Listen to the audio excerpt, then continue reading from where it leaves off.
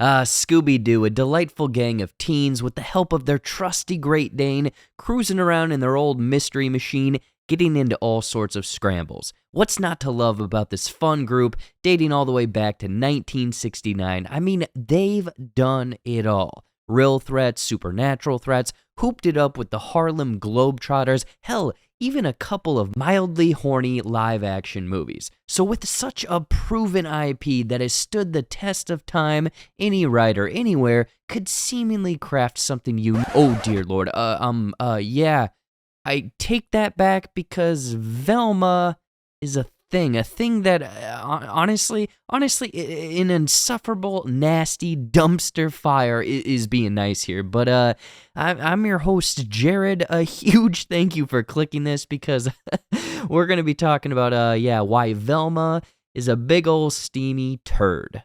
So yeah, Velma, a Scooby-Doo spin-off origin story that is supposed to follow the origins of the gang before they got into the old mystery business game. A respectable way to take the series, even solely showcasing the probably most overlooked member of the group, Velma, and focusing on her point of view and the jinkies that she finds herself in. But about maybe 7.3%, and that's being generous, of what I just mentioned actually shows up in the show. Velma, Daphne, Fred, Shaggy, actually you're not Shaggy, and basically their outfits from the original series are the only things that make it into this adult animated adaptation. Everything else is entirely stripped away and maybe the furthest thing from what a Scooby-Doo fan would want, which is hilarious because this series should be appealing to Scooby-Doo lovers. Like Zoink Scoob, let's watch! But instead alienates them because this ain't Scoob. And if Velma can't get the Scooby-Doo fans on its side, well then adults who love animated shows are gonna love this, right? Man, if I ever even think about getting into 420 culture, or especially 420 related humor, kill me. You know what 420 is, right? Yeah, it's code for adults who still watch cartoons. What the f***?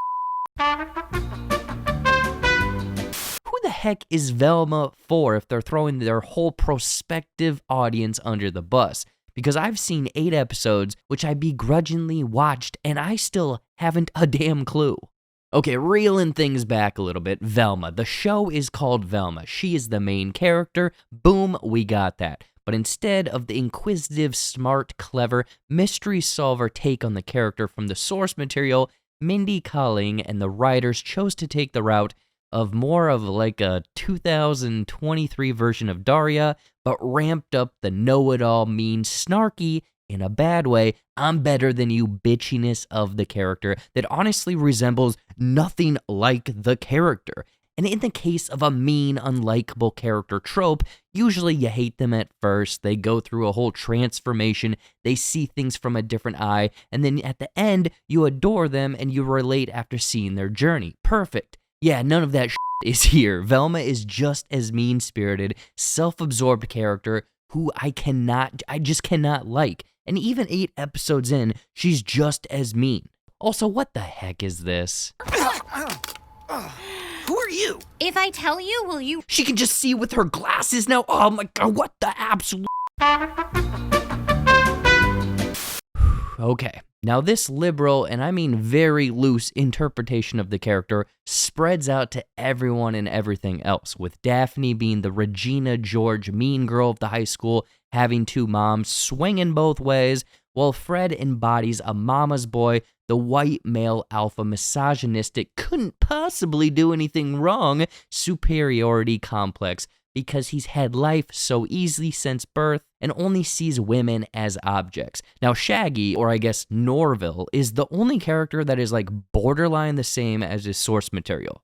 Now I don't care if there are gender, race, cultural, sexual differences, or swaps being applied to these characters, go for it. Because I'm pretty sure that the whole gang was finger popping in the mystery machine, so when that van's a rockin', don't come a knockin'. But the entirety of Velma feels like it's a ghost of what Scooby-Doo actually is. Like, this is a crass teen drama, relationship-based, finding yourself high school show with a pinch, just a little pinch, of mystery solving.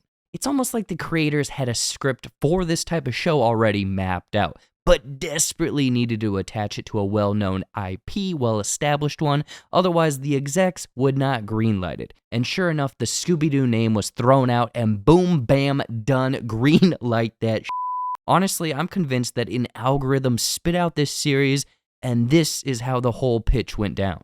Get on your phones. Scour the internet and Scooby-Doo this Because they definitely scoured the internet for some of the worst references to simply just reference in the show. Oh yeah, a huge basis of the comedy and jokes in Velma is simply referencing something and then applying this reference to the situation the characters are in. This is obviously 99% of what makes Family Guy, Family Guy. But here in Velma, it is so poorly done, but more specifically done in a way to tear down others or stereotypical tropes in the show, but then continued to follow the same worn-out trend. But since they made the note of it being cliched, it makes them doing it cheeky, sarcastic, smart, and fun. Oh, this is candy. I'm having fun. A prime example of this is how the opening talks about how pilot episodes of shows usually front load with racy nudity to draw in viewers, get more views, and how that's so hacky they wouldn't do anything like that, but then continues to do that again and again and again. I can't. Oh God, he looks like Hitler! And not just because we compare everyone to Hitler these days. Come on! It's also hilariously ignorant in the fact that the writers for Velma want to tackle and break down prejudices, stereotypes, sexism, etc., and lean into a progressive attitude. No, they're ignorant. That's ignorant. But it's so horribly done because at the end they end up doing exactly what they are trying to make an argument against by then ripping down, say, the stereotypical white male, how they shouldn't have feelings, and how this or that about a woman. Okay, sir, I don't need you mansplaining who you are to me. There's something funny about you. Not LOL funny, but more thoughtful and well observed, like a female-driven comedy. It's so counterproductive, and it almost comes off literally like, hey, not to be an asshole, but... and then followed by something asshole-esque. Is that even a word? It's nothing but ironic hypocrisy in the most unironic way. It's like the writers, Mindy Kaling, whoever were bullied back in middle school, high school, picked last in dodgeball, and had all of this pent-up anger that came off in the writing. It really feels like a personal attack to certain groups like the popular or rich kids that everyone went to high school with. So this constant barrage of pseudo-venting is apparently looked at as comedy, I guess. Some of the jokes are really not even jokes. Like Fred has a small penis. It's just that. It's stated. No punchline or anything. It's just a tiny pee-pee. They set up everything for a smart commentary take, walking a tightrope, but take the low-brow path for an outdated 2007's late-night monologue joke rather than saying anything noteworthy. And yes, the question on everyone's mind. Scooby-Dooby-Doo, where are you? The iconic mascot of Mystery Incorporated is nowhere to be seen. The writers all yellered that fun-loving Great Dane for, no reason. Scoob is just, he's non-existent. But someone thought that they were a damn genius because even though the old pup is not present, they do make a reference to him in one of the most bizarre and bland ways possible via a secret project Velma's mom was researching called Scooby, with an I, standing for Special Covert Operations Brain Initiative, and I you not. This is how they give a wink nod to the doggo. Scooby. Scooby? And wait, what did Scooby do? I mean, come on. Cheap and cringy. It's almost as bad as movies or shows turning to the audience, turning to the screen, and saying the title of the show or movie. What, we some kind of Suicide Squad? Yeah, there it is. Now, I will say that there are a couple delicious treats in this otherwise steaming pile of Scooby-Doggy-Doo, and that's the animation and visual gags. Some of the action sequences, specifically Velma's hallucinations, add this vibrant, bright chaoticness to the otherwise dull high school drama. and the visual gags being the best pun jokes of the entire series, scattered throughout in the background, starting with the different clubs at the school with the different debate clubs, which I thought was decent. But one of the best examples of this is later on in the series. They go to Mount Crystal Woods to kind of investigate or whatever, and the mountain is in the shape of Billy Crystal's face. Mount Crystal, Billy Crystal. Peak visual pun gag, so for those, I'll give it a nice Scooby snack or two. But aside from that, there's numerous reasons this currently is the worst rated TV show ever. The lowest of the low. The garbage inside the garbage. The cockroaches. Wow, yes, cockroaches from the garbage. And this actually happens in the show. Anyway, I'd be very curious what your thoughts of Velma are. Was this the flaming pile of doggy doo that everyone has unanimously kind of agreed on? Or is there something special hidden in there that kind of made you fall in love with Velma?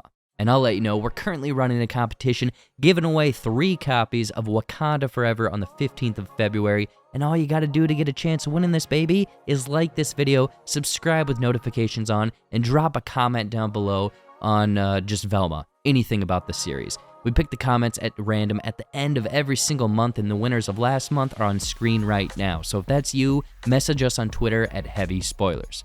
If you want something else to watch, be sure to check out all of our other videos right over there. Tons of stuff. Last of Us, Fever, baby. But with that out of the way, thank you for your constant support.